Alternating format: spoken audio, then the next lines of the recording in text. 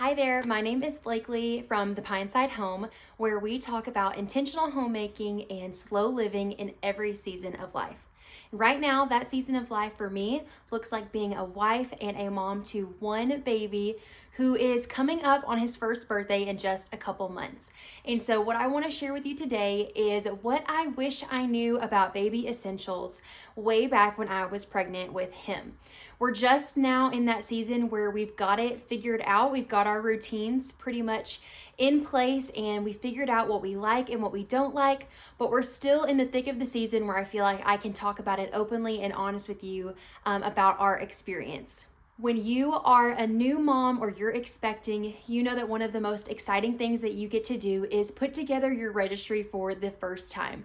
And I remember when I was doing this, I was looking at every checklist on Pinterest, watching every baby essentials video, just trying to figure out what I wanted to put on my registry while keeping it minimal and budget friendly.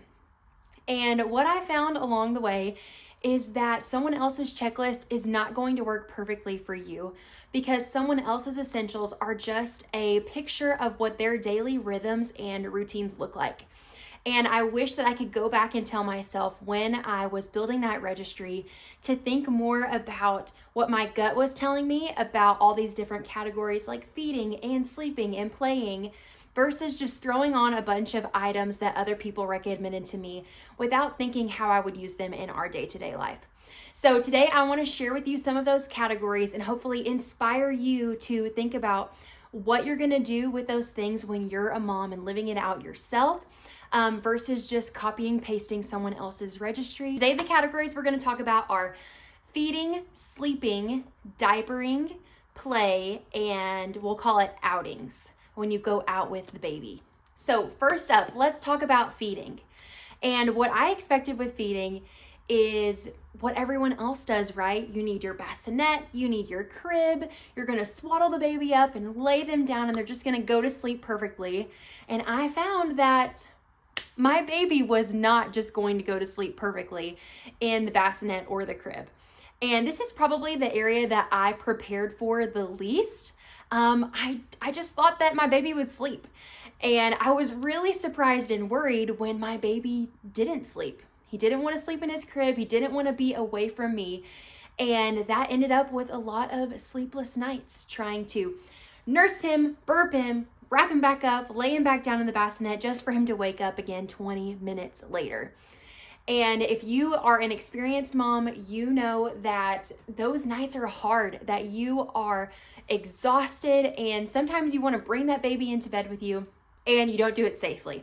I remember my first night where I was so exhausted, my baby just wanted me to hold him. And so he was wrapped up in his swaddle. I had just fed him. I'm sitting straight up in the bed and I have my husband just stare at us, watching us, making sure that we can co-sleep safely. I know now that that's not how you co-sleep, but that was the point that I got to. I knew my baby was not doing what everyone on social media and just the cultural expectations were of him to sleep alone, but be close to us. Your baby has spent 9 months being a part of you, being close to you, feeling your warmth, feeling your heartbeat. And when they get here, they usually don't want to be away from you. They still feel like they are a part of you. I learned early on about safe co-sleeping. And I encourage you moms, even if you don't want to co-sleep, you think that you're not going to go to co-sleep, go ahead and learn how to do it safely. I'm going to link in the description below about the Safe Sleep 7, which tells you how you can co-sleep safely, because that is where I ended up. We didn't need a bassinet. We didn't need any special swaddles. Baby just wanted to be close to me. And so now we know how to safely co-sleep and I don't need anything extra.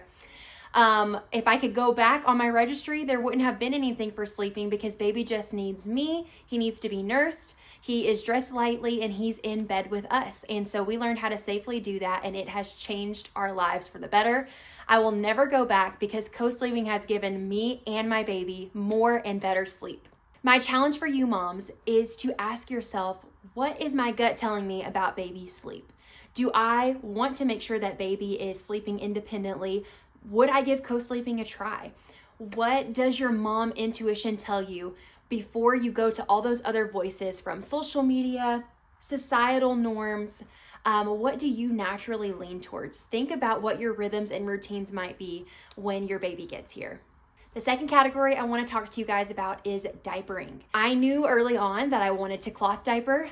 I loved that it was a budget-friendly option. I loved that I had the chance to put natural fibers on my baby's bottom. And so I ended up with assembly cloth diapers. So how the assembly system works is you have your organic cloth inner, which is your like absorbent layer, and then you have a waterproof outer that holds all of it together. I knew I wanted these early on. I put them on my registry, and then I probably bought over half my stash secondhand. I expected it to be really difficult. I had changed diapers before, taking care of other babies, but I was surprised to find how seamlessly this actually incorporated into our life, and I was able to start cloth diapering when baby was 2 weeks old. When it comes to diapering, there's lots of different options. You can do disposables, you can do the cloth diapers, and there is a world of variety with that. You think about the creams that you'll need and elimination communication if that's the route that you want to go down. I like that with assembly I can pick one brand for lots of different things that I need. So I also picked up their everyday balm and their rash relief cream, and these are the only containers of creams that I have. I love that this everyday balm can be used all over baby. I don't need to keep up with more than one cream. And I actually just recently invested in the rash relief cream because my son had a little rash and it went away with one night with this on. Because I stay at home a majority of the week, cloth diapers is a routine that's easy for us to keep up with. Although we do still use disposables overnight just because my son is a heavy wetter, and I couldn't figure out a cloth diapering system that worked for him to wear throughout the night. Another thing we started doing was using cloth wipes. I also bought these secondhand, but they turned out to be super simple. I just get them wet and squeeze out the water and use them on baby like wipes normally do. And I love that I can just wash all of them with my diapers together, and I don't have to keep repurchasing wipes. I do keep some on hand for when we're out of the house, but for the most part, I have all the wipes and all the diapers that I need, and I don't have to buy any more. My question for you, mama, is how do you want to diaper your baby? Are you gonna go solely the disposable route? How do you feel about different diaper creams and their ingredients? What can you do to make your home and your registry list more minimal?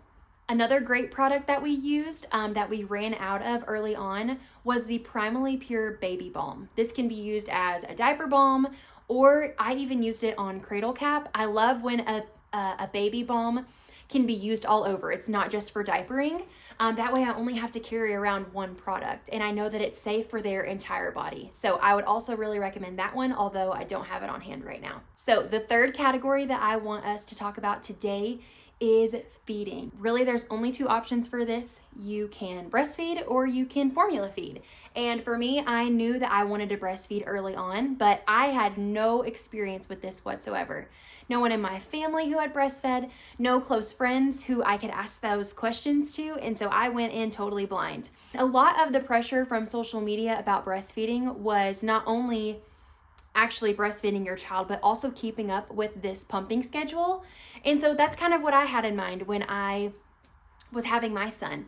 So I thought that I would breastfeed, I thought that I would pump, and we would do kind of co-breastfeeding and bottle feeding. So I invested in the bottles and had a pump for my insurance and all that stuff. But I found that that was not a routine that we wanted in our life. It turns out babies nurse more than just every 2 to 3 hours, like the recommended schedule. Babies want to nurse every 15 minutes when they're a newborn. They want to nurse when they're upset, after a diaper change, when they wake up, in order to go to sleep. And so I found that it was really difficult for me to pump on top of that. And then I realized I don't actually have to pump if I don't want to. That is not a rhythm that we wanted in our life.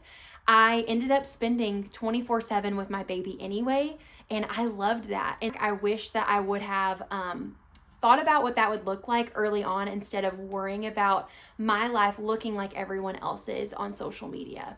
Because that was our system, I only really have 2 essentials when it comes to feeding. These little, I think they're called silverettes or like nursing cups for when your first couple of weeks can just be a little bit painful, whether baby has a good latch or not. But once you get a few weeks, a couple months into it, things really regulate. And if you do need to pump, which sometimes you do, I still keep a little extra milk on hand just in case we need it or in case we want to put it in a bath. I would really recommend a handheld pump. These are easiest to use when you have baby on one breast, and then you can just use the hand pump on the other breast. That way you're not putting extra contact throughout your day. You can just go ahead while baby's nursing, you can go ahead and pump the other side and get that little extra milk that you might need on hand. Don't think that that's one that I really could have foreseen beforehand. I thought before I was a mom that I would want other people to bottle feed my baby and that I would be able to pump and want to go and do my own thing every once in a while. But it turns out I really like being the person to feed my baby, and that's okay. And so my baby essentials reflect that desire. The next category I want to talk about is play. And you're inevitably going to be given gifts from family members, like books and toys and all the things. And before I had my son, my background is in early childhood education, and so I'm really familiar with planning activities and doing things with kids at school, and so I thought that that was going to be what I did with my baby. But it turns out that is not what I did at all. Your baby, when they first come into the world, have zero experience with the world around them. So it is a play experience anytime they see something new, they hear new sounds, you go outside, you're talking to them and singing with them. They don't necessarily need all of these other toys in order for them to grow and develop. Sure, it's nice to have some books on hand, some of those contrast cards, but you really don't need them. And if I could go back, I wouldn't have put anything like that on my registry at all. My son hardly played with anything until he was 6 months old. And before that, it was really me just engaging with him with the toy. So let's say we had a book. I was going to read it to him. If there was a rattle that made noise, I was the one shaking it in front of his face. And by the time my son turned 6 months, we did have all these toys, but he really preferred to play with wooden spoons, bowls, measuring cups and spoons, things that are just random around our house or in the kitchen. And another pro tip that I would give is instead of buying lots of books at your house, you can just get a free library card. And you can go with your baby to the library, pick out some books, spend the week reading them together. That way you have minimal clutter in your house and you're just switching things out, and it's an activity for you to do with your baby, a chance for them to experience something new, and that's what play is all about for kids. They don't need all the toys, they don't need all the things that light up, they just want to experience the world with you, and you don't really need a lot in order to do that. Last but not least, I want to talk about going out with your baby. Some of the things that you usually put on your registry are car seats and strollers and diaper bags, and of course those are the essentials. But I had an even more minimalist mindset when it comes to going out with the baby. For one, we hardly ever used a stroller except for going on walks through our neighborhood. Almost always when going out with my baby, I used a baby carrier. Two of the ones that I ended up having are a Solly baby wrap for when baby is really small. And then once my baby got bigger and older, I invested in the Hope and Plum Lark. And this one has been a game changer. To confess that what I expected a baby wearing before I had a baby was that it was just gonna be this perfect, beautiful experience. I was gonna put the wrap on, the baby was gonna go inside and never cry and always take a great nap. And in the first month of my son's life, that was not the case. I might have been wearing the wrap wrong. I might not have realized that it's normal for them to cry when you first put them in the wrap. Sometimes they need some help just settling down. You might need to go for a walk, sing them a song in order for them to get cozy and comfy in the wrap. But that really intimidated me the first couple months of having my son. And so we mostly spent our days at home. I was very intimidated by going out and about. And to be honest, I might have actually had him in this twice just because it scared me a lot when he cried. I felt like I was doing something wrong or that he might be uncomfortable, not that it was normal for that transition to just be a little difficult for them. So if I could go back, I would absolutely still invest in one of these wraps. Maybe for my next baby, I might invest in a woven wrap instead of the Solly Baby one, just because this only goes up to about 20 pounds. And my son was 20 pounds while he was still considered a newborn. So by the time I worked up the nerve to actually wear him, I needed something more durable like the Hope and Plum. And so for the next baby, I'll get something a little bit stronger. The Hope and Plum Lark has been a great carrier. Not only is it great for larger babies and kids, but it also can do a back carry. So once your baby can sit unassisted, you can throw them on your back. And so while you're doing things around the house or you're going out and about, you have a job to do, you can put them on your back instead and carrying them. And that leaves your hands a lot more free to do things. With those outings, my question for you moms would be, what do I want that to look like with my family? Do I want to be the kind of mom who just does naps at home? And I want that sleep schedule is really important to me. And so I want us to be able to do that. So I'm not going to go out a lot unless it's a wake window. Or if you're like me, I was hoping that our schedule would be a little bit more flexible. I wanted my baby to be able to fall asleep in the carrier because I work a couple days a week outside of the home, and I wanted us to be able to go to the antique store, go to the grocery store at any time of day, and for my baby to really be able to sleep anywhere. So baby wearing was really important to me, and that's why I count it as one of my essentials. The Hope and Plum Lark was actually something that was not on my registry. I bought it myself after learning that that was a rhythm and routine that I wanted to incorporate into our life. And last but not least, the diaper bag. When I was making my registry the first time, I wanted to be super minimal, and I actually did not even put a diaper bag on my registry because I thought my purse would be enough. And you know what? It actually was. My purse is kind of medium sized, and really all that I keep in it is my wallet. But when I went out and about, I just threw in my diaper cream, my one bottle of it, a few diapers inside of the wet bag or disposables if that's what I needed that day, and I just carried my purse around everywhere. Maybe that makes me like a type B mom, that I'm not keeping tons of extra things all the time, but that's just the way I like to do it. I don't like to keep too much clutter. I did try keeping a car organizer with extra diapers and change of clothes, but I also found that my baby was growing out of clothing sizes and diaper sizes so quickly that I was not on top of refilling that stash. So what worked for me is just packing my purse every time we left with an extra onesie, a few diapers, diaper cream if I needed it, and then that's all my baby needs.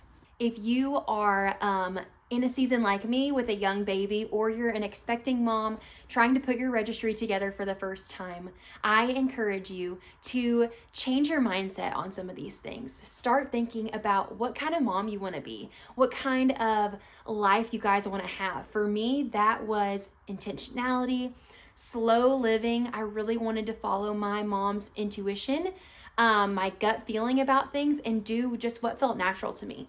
And so for me, that ended up with a smaller list of baby essentials because I didn't want to have to rely on all these extra things that maybe probably didn't come naturally to me, but I knew about them because they were influencing me through social media, other moms, and ultimately you were chosen to be the mom of your baby. You know what's best for them, and so you don't have to listen to all these other voices, and you don't need all the things in order to figure that out. I wish I would have thought more about the kind of mom that I was going to be instead of all the things I was going to need to buy, because when you're in that newborn season, you kind of get overwhelmed with all those things, all the thoughts and the doubts, and Google is just a click away. And sometimes I used to lean more into that and see what Google had to say before asking myself, what is my gut telling me about mothering my child?